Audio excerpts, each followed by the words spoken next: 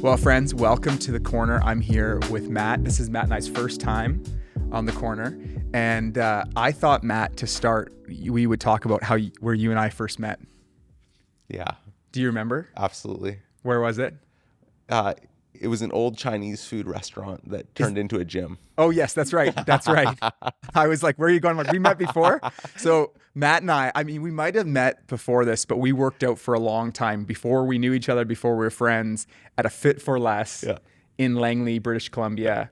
I think it was like $4.99 a month membership, or if you went for the higher one, it was $9.99. Yeah, and some of the air didn't always flow so well. No. And so you get the windows fogging up and you'd still see the old labels on the window. And that's how I knew it used to be a restaurant. That's awesome. So that's where we first met. And that was a long time ago, actually. Like, was it a decade ago or is it quite that long? 7 years ago? Or? Yeah. And we, during that time found out that Matt was studying and a follower of Jesus. And, it's so interesting. Over the years, we just stayed in touch. And at some point in the conversation, we kind of was like, okay, maybe we should work together at some point. And I knew your heart to bridge the academy and the local church. And Matt so graciously ended up saying yes to come work with us at The Way, helping lead the college and bring pastoral care to Strathcona and be part of our teaching team. And you are teaching you just taught this Sunday.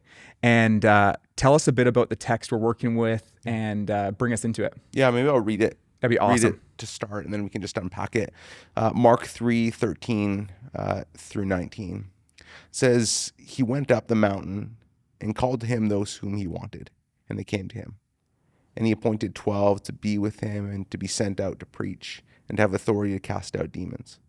So he appointed the 12." And then he goes on to name the whole crew one by one. It's a really in some ways, a simple to follow text. Like if you read through it, there's a description of Jesus going to this mountainside with some of his followers. And then there's this really clear moment. He's appointing the 12. And I think in the drama of the story of the Gospel of Mark, this is a big moment. Yeah. He's choosing people that he's going to do ministry with and ultimately build kingdom ministry with long term. And then there's this it's really quick little rapid fire description. Mm-hmm. He goes, to be with him, to preach, cast out demons, and then he names the 12. Yeah. And so you could miss it really quick, but I think it's pretty significant. And one of the things I love chatting with you about this is first the idea, talk to me about the significance of Jesus choosing people to do ministry with, because I think we can all safely assume Jesus doesn't need help. Yeah. But he chooses to build his kingdom in and through people. Talk to me about that. Yeah, Jesus isn't starting something fresh. He's picking up on the story of God in this vision of kingdom. And it's such a significant moment because he's very much at the start of his ministry. He's getting it going. And he's announced early on in Mark that he's here, the kingdom is near. Yeah. This is what I'm up to, is what he's indicated. And in this moment here, when he calls this crew together, he chooses a people, which is so significant because, the story of Israel, the story of the people of God had gone through all these different iterations. And Jesus picks up on this thread that had long existed in terms of God going, I'm going to bless the world. I'm going to put myself on display through a people. And so he goes back and goes, we're going to go with people, which is powerful. And the Bible's an interesting book because there's multiple books within the book, the Bible. And they all kind of speak to each other in creative ways. And when you see the number 12 here, there's, as you grow and reading the Bible, there's certain things, even the mountainside thing, you're like, okay, important things happen on mountains. Yeah. That's a Bible thing. But then what's the significance of 12? Yeah, I didn't touch on this on Sunday, but one of the things about 12 is unity. That becomes a significant expression of unity in 12. But 12 is also significant because there was early on this vision that God was going to use a people to be his conduit for divine blessing into the world. Yeah. And he names this family, and there's 12 sons who become 12 tribes who become this people. Yes. And this people goes through all sorts of stuff over the years. And that's what Jesus is picking up on in this moment when he goes, I'm going to go back to the 12. So tell me if I got this right. In the same way that in the Old Testament, we see God working with a nation that has 12 tribes. This is my people, I'm going to bless the world. That we're meant to see he's picking these people, and this represents in some ways a new expression Yeah. of his people that he will use to bring about his kingdom and Yeah. blessing to the world. Yeah, yeah, and I think part of it is like the impression that some people had in that day was like, oh, I think we've kind of moved past that into other spaces, and I just think it's so beautiful that he goes, no, we're going back here. This is my plan all along. I'm going to go through a people. So And what I love about what you did on Sunday is this idea of what's the job description of these people? Like you called it a profile of a people. And I think one of the questions I find myself asking, and you might be watching as someone who's not a follower of Jesus, saying, what does it mean to follow Jesus? Yeah. Or maybe you are a follower of Jesus, and like me, you can find yourself sort of losing the plot line at points, like in the minutia and noise and busyness of day-to-day life. Like, what does it mean for me to follow Jesus? And there's kind of a profile given here. Like, it's a little cheeky to say, but almost like a job description. And it's like, he called them to be with him, to preach, to cast out demons. And can you speak to a little bit of that profile and some of the things you drew out on Sunday? Yeah. I think part of it is like he has this starting point of being with him. It's this sense of a people of presence. Like this people's going to be marked by their presence with Jesus. And so in that reality, he's inviting them not just to have these like momentary encounters with them. He's very much like, these are his disciples. We're going to discover is he's very much inviting them to this journey for the next 3 years to walk life closely with him, to see how he does life, to see how he responds to grief and suffering, to see how he loves people, how he extends himself in these radical expressions of self-giving love. And so it's this call and this first invitation to look him in the face, to see kind of the expressions that he has. Like it's very much to live life with Jesus. This idea of like almost architecting their lives around who he is. And I love that because, and maybe it's just my tradition of Christianity I grew up in. I thought a lot about God calling me to do something for him. And there's a lot of truth in that. Like he's going to send them out to preach. But it's like before he sends them out, he calls them to himself. Like it's this be before do. It's this be with, God's inviting us to be with him before we do a thing for him. Yeah, that's right. And then I think that the Christian walk, I've heard it talked about breathing, like it's always in and out towards Jesus.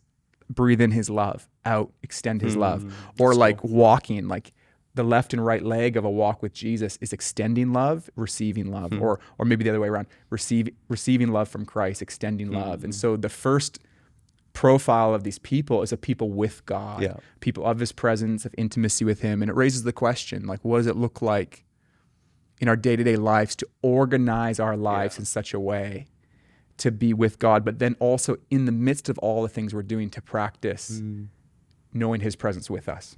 Yeah, that's so good. Yeah, I think it invites us to think about all these spaces where maybe I haven't thought about that as being a part of what it means to be a follower of Jesus. And I think that invitation is both challenging and also really exciting to start to think about, oh, like actually that part of my life, like he says the whole of your life, like reorganize the whole of your life around me is kind of the invitation, that moment, which I think is, really exciting. And then there's these kind of out invitations, this preaching and casting out demons. Can you speak to that? Yeah. So this idea of preaching or proclamation, I kind of framed it as a people of proclamation. And I think some of that, like we've lived in a space where, and we're kind of in a world where like post-enlightenment, we're thinking people, or at least is what we've often thought. And that is so much true. Like I think there's the value in going like, how do we be thoughtful in terms of our proclamation? That is a vocal thing. That's something that we speak out. But it's not just a head thing. And so I think what that idea of proclamation is an invitation, not just for our voice or like our mouths to speak about the truths of who Jesus is, but it's for, as we spend time in his presence, for our the whole of our lives to start to be shaped around him in such a way that they embody, they express, they proclaim, like our lives proclaim the goodness of who he is. Our lives proclaim like this is what the living God is like, which it's both spoken, but it's also like an embodied expression. And I've always wondered, like, because the New Testament speaks to like followers of Jesus as witnesses or ambassadors. And I'm always like, really? Like, that's how God wants to reveal himself to the world. Like his presence at work beyond where his people. But in a sense, he's like, no, This is what I'm doing. I'm going to, and I'm like, really, like, we're kind of a mess. But he's like, nope, I will delight in my people being a witness to who I am. Yeah, that's good. Yeah, and then I think this space of casting out demons, the people who cast out demons. So does that mean that like all of us all the time should just be casting out demons, or what does that mean? Yeah, I think this item gets confused. I think in our modern context, we often don't know what to do with it. Like the first two feel a little bit clearer, and this one, I think there's an invitation to like a holistic standing against. It's not just a momentary expression. It is that, like, Jesus embodies that. Yes. But with that, you start to see him saying, like, this is a lifestyle where you actually reject systems. You expose realities of darkness, where your life actually like lives into this, which, I think it becomes it makes me think like, oh, like there are things in my life that I actually get to stand against and expose in light of who Jesus is and who he's called me to be. Yeah. When you take that together, it does create a very compelling picture. It's like followers of Jesus on one level, this text would say, are those who are with him, those whose lives proclaim him. Yeah. And then it gets like, and whose lives stand against spiritual principalities and powers through prayer and I think literally cast out demons, but also standing against systems of evil and justice in this world. It's an incredible invitation. And then I think this idea of naming the 12, there's lots of implications there, but it's that it's never a solo sport. Yeah. Like it's never just one of us out doing all those things. It's that in unity together, a very diverse, eclectic, politically diverse, socioeconomically diverse group of people being called together to do this work. I mean, it's a really powerful picture. I think it's worth some real reflection. Yeah. And so we want to give you time to do that in small groups today, to chat through some of these themes, this profile of a people, profile of disciples of Jesus. And so we'll throw it to you. But before we do, behind the camera is a gentleman called Alex. And Alex, with love and care every week, puts up with us, pulls this together, edits it so we look great somehow, magic. I'm like, I don't remember being that tanned in real life, but he does something with it, and it's just so kind. And he has a request, and it's that you might have noticed there was no intro sort of clever small group selfie video because the well has dried up. People have stopped sending it in. And so small groups, look to your small group leadership team and say, have you sent in a video of our small group yet so that we can be featured on the corner one time? And I know that Alex behind the camera is smiling with deep gratitude and appreciation that I would mention this. And his inbox this week will be filled with selfie videos of small groups saying hi. Any final words? I'll send one in. I need to send one in. You haven't? Bust in front of everybody. Okay, lots of love. Good to be with you. Enjoy your conversation together tonight.